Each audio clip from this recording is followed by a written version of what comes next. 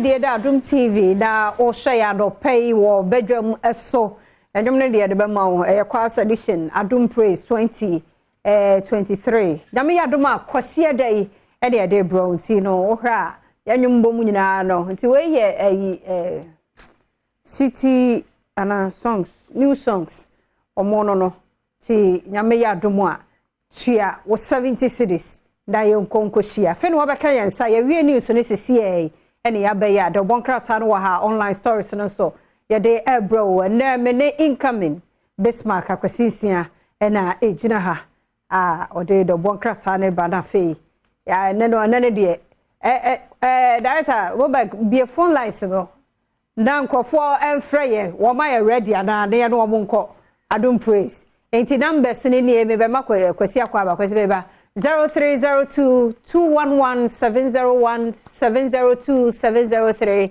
704 0302 701 702 704 704 Frey. Why ready? I hear now free a wo ba. What will take it na me so mo me ntimo nka no pay ya na wo back ye go show che adera na t-shirt na say anya nche.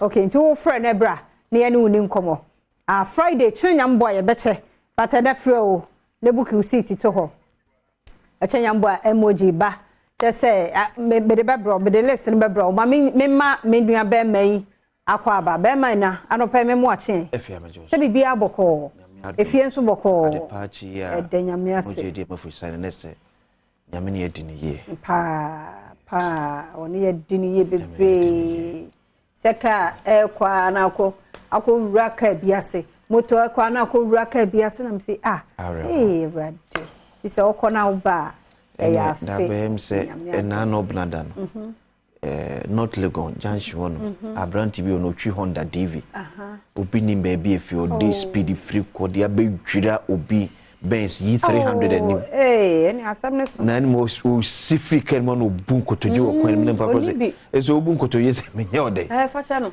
abra nim so wodru junction dream na dream kwan no so tepe wo na dream kwan no so na dream kwan no so na nura wo se dru achi so em se bi si wo labadi ho baby bi tini fie na ka na ko vrem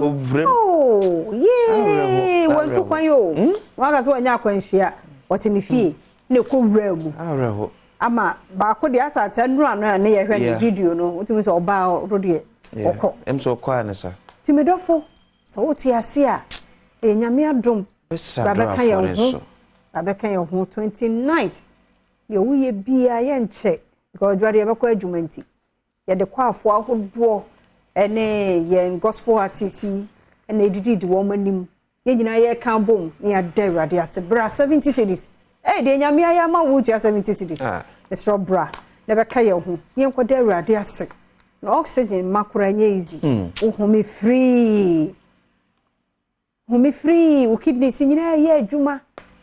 Ye nuanu mu binom te say ya o. So na dialysis, hwe ne bo. Ye nka se bibi bat. So wo nkwa wa ahoden na akwa ne nyina agirigina so ye adwuma bibia kama wontua hwe ya. Bra. Enyame ase. Ebi na ka obi a wontu ka wontena ka e. Onko ba bi o te fie. Ka agba ewura ne fie. Akoko no. Urade. It is a sign. Maybe I make a hundred and empire back up in chato so near sign. In chato so near sign. Senior minion frame. You better me as 29th October. Was day. You can't 29 yes, as a word, and 26. 26 2 days away. Yeah, 3 days away. Sunday, Thursday, yeah, water. If you are and maybe I said, of course, I didn't come.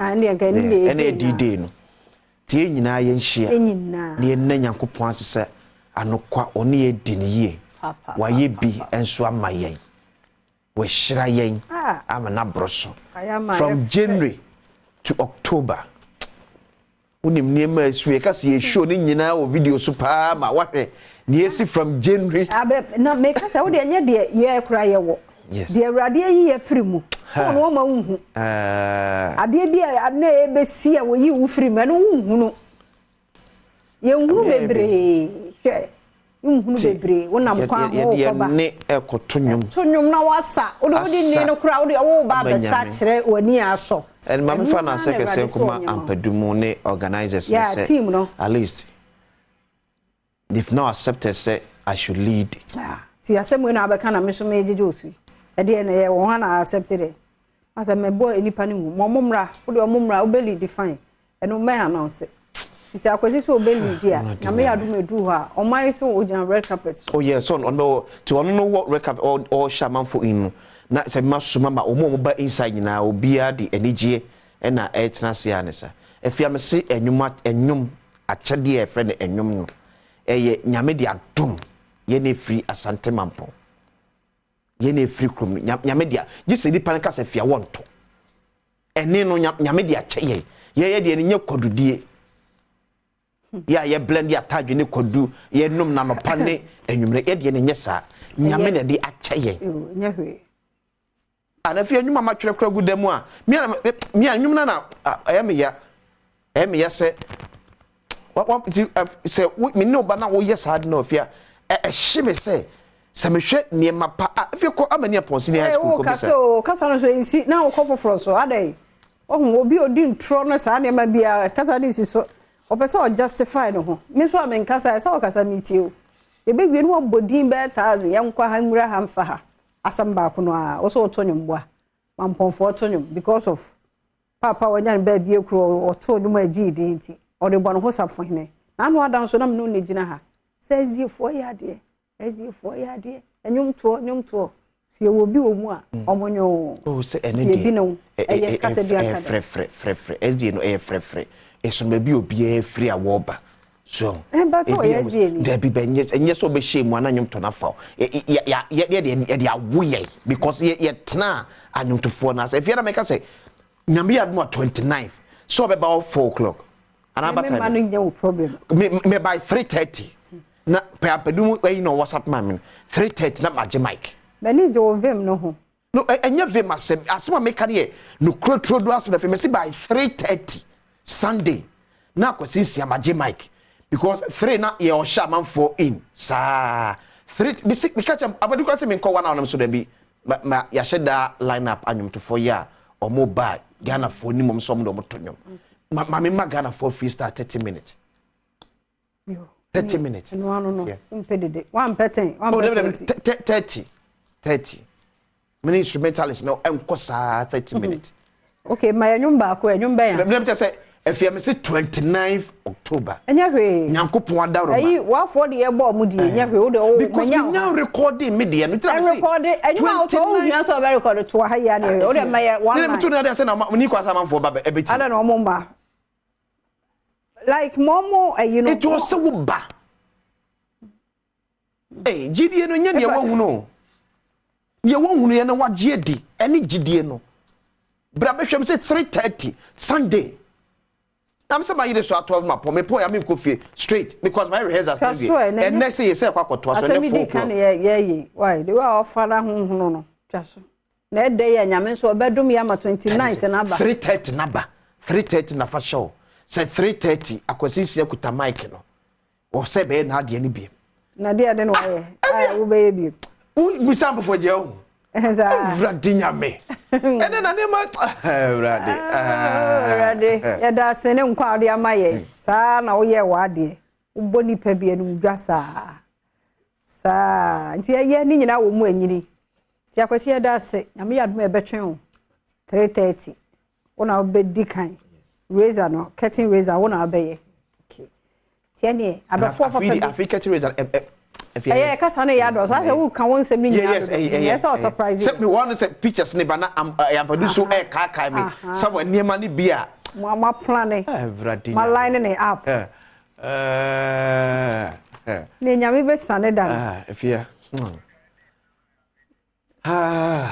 odia Sunday ni achire nyame ya do ma for the beba nti ya twemo sebonso ubetua ba na wesa oje odi o tambra kokomlemle ha joy fa ubenya bi Perez ubenya bi ena Barcelona total so ubenya bi ho airport shell so ubenya bi e wo ho ena nsori no ba bia yabo omudin ICGC ubenya bi oho Cedar Mountains ubenya bi Makers House ubenya bi ba bia me so to de men train last minute yesa time no ye ni di nkom bebre because ene dwoda obia beba adwuma se de gina ha homachin ti se be ye obia be ye okay nti 3 4 ne asase Brantem open so ultimate dial kwasi bobo number star 714 star 003 star 3 hash follow enuano etuhwe TV ne so a ene dawo no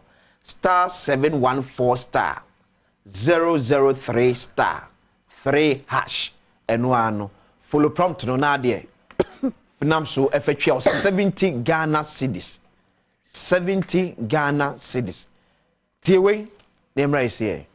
Imagine choirs of prominent churches in worship and praise sessions on a Sunday. Yes, you heard me right. Sunday, 29th October 2023 at the Perez Dome, Jolu, after church at 4 p.m. Theme, Harmony of Faith, Voices United in Praise. Come experience the awe-inspiring beauty of multiple voices united in worship and praise.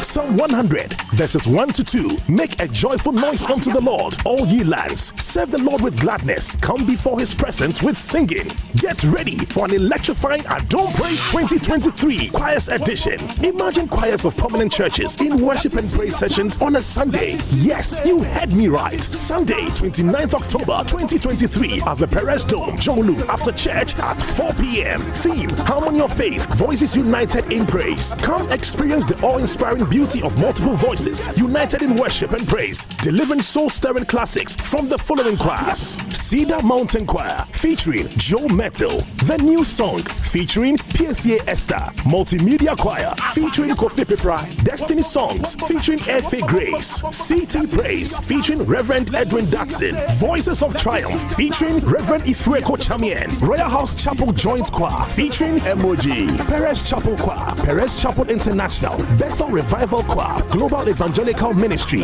Team Eternity, Harmonious Chorale. Tickets are going on sale for 70 Ghana cedi standard by the short code star 714 star 003 star 3 hash. Limited tickets available at participating churches, Joy FM, Airport Shell, and the Perez Chapel Bookshop. Hashtag Adom Praise Choirs Edition. Mark the date, Sunday, 29th October 2023 at Perez Dome, Jolu at 4 p.m. It's going to be godly awesome. The Adom Praise 2023 Choirs Edition is sponsored by Snit Seed, Self-Employed Enrollment Drive, Ayawodache, Fano Personal, Angel Cola, The Enjoyment Cola, Franco Trading Enterprise, Phone, Accessories and Air Conditioning Papa Fee, Access Bank, More Than Banking, Evermilk, Taste is Believing, 3P Garlic Mixture, and your naturally organic, Pilot Tablet and Ointment from Kelmed Pharmaceuticals Limited, Piles, Coco, Last Stop, Escort Security Services, Think Security, choose Escort Security Services, Happy Delight, share the happiness. Kivo Pepe,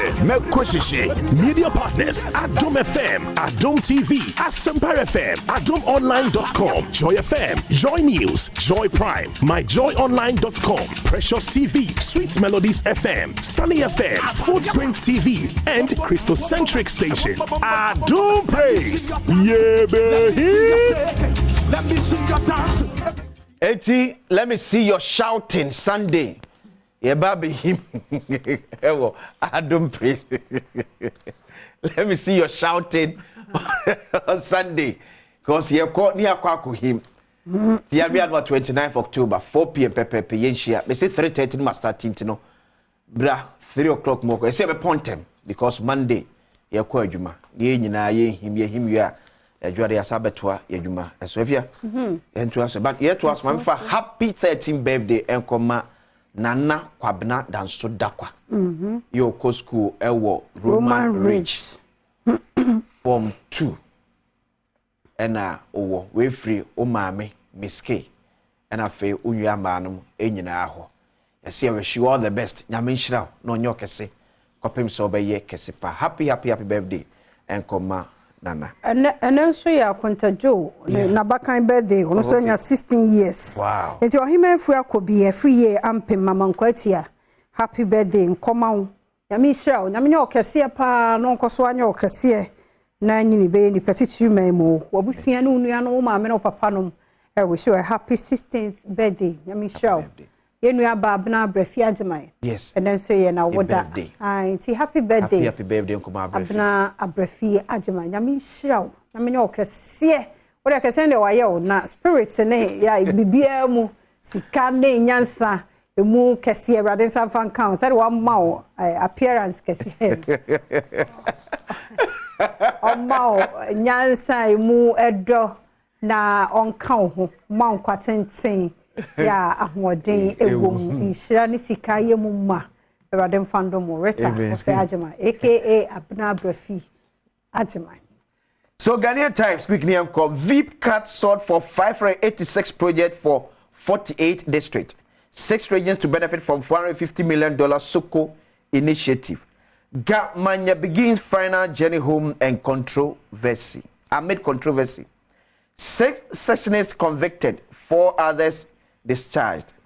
Embrace digital tools to deal with emerging cybercrime cases. Chief Justice to judges. 3 teacher unions appeal to government to pay outstanding allowances. Ghanaian Times. Daily Guide. NIB liquidation claims force majority. Contractors reject Adam's bribe claims. CJ bounces OSP. Baumia cut sought for $150 million Soko project. Daily Guide. Daily Graphic and so NA. Develop mining areas deliberately. Scrap levies on exploration.